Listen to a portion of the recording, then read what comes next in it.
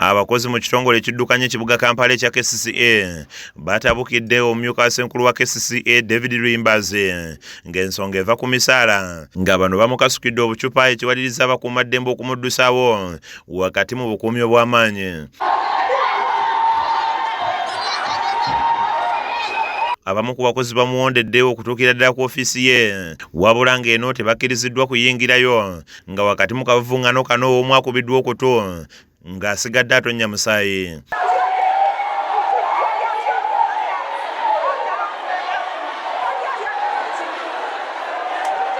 Lord Mayor w'ekibuga Kampala Ssalongo Lukwago avumiridde ekikolwa ekikoleddwa ku Luyimbazi wabula ng'agumiza abakozi bano nti ensonga y'emisaala gyabwe egenda kuteekebwako mu lutuula lwa kanso oluliyo ku Lwokuna lwa Ssabbiiti eno. Tusazeewo nti ensonga eno tulina okugimala wiiki eno.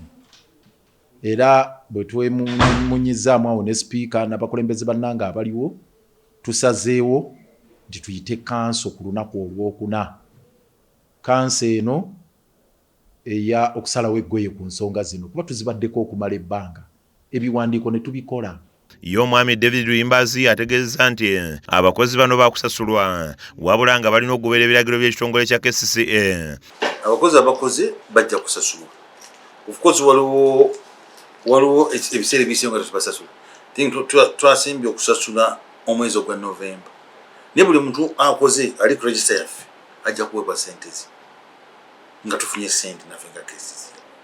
Naye of course ekigenda okuva mu kino kibadde mu meeting gye tubadde nabo 29th of February omuntu atakkiriza aganye okuyingira mu framework ze tuyina tujja kuba tukyasobola kumusasula. Abakozi mu kitongole kya Kcca bagamba nti babanja emisaala gyabwe gya myezi 5 kw'ossa ne NSSF wa myaka 3. Mama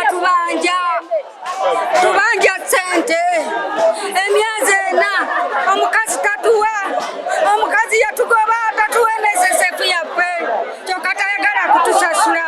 Naye tumaze emyezi egyo nga tebatuwa sente tebatuwa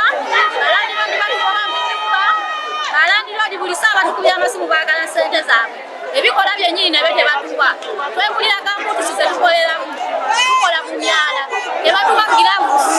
Anani Ansereko yakusakidde eggulire lino ku lwa KSTV Agalero.